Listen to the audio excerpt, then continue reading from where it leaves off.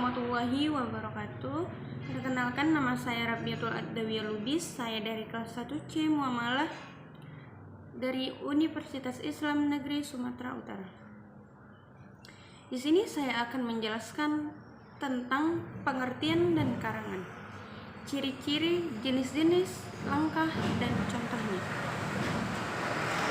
Jadi, karangan adalah sebuah karya tulis yang mengungkapkan pikiran atau gagasan pengarang dalam satu kesatuan yang utuh. Untuk lebih jelasnya lagi, saya akan mengulas karangan mulai dari pengertian, ciri-ciri, unsur, jenis-jenis, langkah-langkah, dan contoh. Pengertian karangan adalah karya tulis hasil dari kegiatan seseorang untuk mengungkapkan gagasan dan menyampaikannya melalui bahasa tulis kepada pembaca untuk dipahami. Pengertian karangan ialah yang disebut dengan pengertian karangan, karya tulis yang mengungkapkan pikiran atau gagasan pengarang salah satu kesatuan yang utuh. Atau lebih singkatnya, karangan adalah rangkaian hasil pikiran atau ungkapan perasaan yang dituangkan dalam bentuk tulisan. Tiap karangan disusun berdasarkan tema tertentu yang sebelumnya telah ditentukan oleh pengarang. Tiap paragraf karangan saling berhubungan dan mengandung gagasan utama serta gagasan penjelas. Adapun ciri-ciri dari karangan ialah jelas dan mudah dipahami oleh pembaca, memiliki kesatuan yang baik, yang artinya setiap kalimat penjelasnya logis dan juga mendukung setiap ide utama paragraf. Memiliki organisasi yang baik, yang artinya di situ setiap kalimat tersusun dengan urut dan logis, efisien dan ekonomis. Keefisienan ini dibutuhkan pembaca agar lebih mudah menangkap isi dalam karangan. Menggunakan bahasa yang mudah diterima dan dipahami pembaca, unsur-unsur karangan. Adapun unsur-unsur karangan diantaranya gagasan atau ide. Ini adalah pendapat atau pengetahuan penulis yang nantinya dituangkan dalam bentuk tulisan. Tuturan, yaitu pengungkapan gagasan bentuk tertentu sehingga si pembaca dapat mengerti dan memahami karangan tersebut. Tatanan, yaitu penyusunan gagasan atau ide pengarang yang mengindahkan asas, aturan, dan teknik menulisnya. Wahana, yaitu pengantar dari gagasan tersebut berupa bahasa tulis yang berhubungan dengan kosakata, gramatika, dan retorika. Jadi di sini saya akan menjelaskan jenis-jenis karangan. Jenis karangan berdasarkan sifatnya.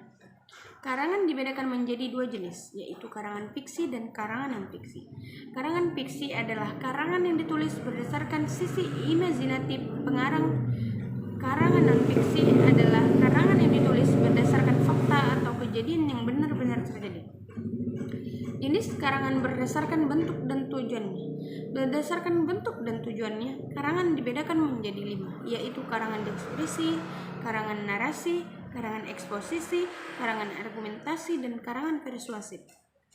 Karangan deskripsi adalah jenis karangan yang menyatakan sesuatu dengan demikian pembaca seolah-olah bisa melihat atau merasakan objek tersebut. Ciri-ciri karangan deskripsi artinya menggambarkan sesuatu, memberikan kesan pada pembaca tentang sesuatu yang dideskripsikannya. Penulisnya selalu bersikap objektif. Karangan narasi, yakni jenis karangan yang menceritakan kejadian ataupun peristiwa, sehingga pembaca seolah-olah mengalami peristiwa tersebut. Nah, ciri-ciri karangan narasi diantaranya yaitu adanya pelaku pada peristiwa atau kejadian tersebut disajikan dengan urutan waktu dari awal hingga akhir. Berisi rangkaian kejadian, kerangka eksposisi. Kerangka eksposisi yang disebut di sini adalah jenis karangan yang memberikan penjelasan atau memaparkan sejumlah pengetahuan ataupun informasi secara lebih jelas dan lebih rinci. Dalam karangan ini terdapat fakta serta data yang mendukung sehingga semakin memperjelas informasi tersebut. Nah, ciri-ciri karangan eksposisi diantaranya yaitu memberikan dan menjelaskan informasi agar pembaca bisa mengetahui dan memahami karangan argumentasi, karangan selanjutnya. Karangan argumentasi adalah jenis karangan yang bertujuan untuk membuktikan kebenaran, sehingga pembaca bisa mempercayai kebenaran tersebut. Karangan tersebut harus ada data dan fakta yang mendukung. Ciri-ciri karangan dari argumentasinya meyakinkan pembaca tentang gagasan atau pemikiran sehingga gagasan tersebut dipercaya dan diakui pembaca. Nah, Hanya sampai di sini yang saya ketahui. Kurang dan lebihnya saya mohon